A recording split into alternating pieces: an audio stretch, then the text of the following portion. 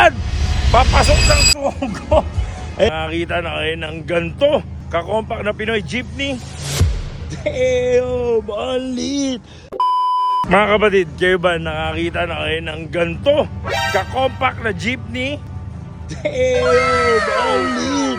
So mga kapatid, this is a Pinoy jeepney, pero parang mas nagre-resemble siya sa akin as a owner type jeep.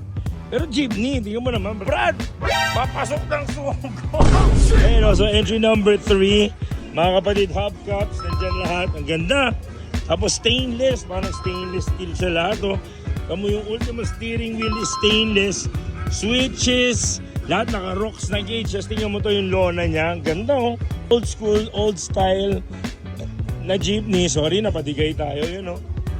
Diba, tamo, lahat stainless, Brad, grabe. Ayun yung mga gauge na rocks na sinasabi ko sa inyo, mga kapatid. Tapos parang grip shifter, pogi, no? Diba, up to the headliner, yan o.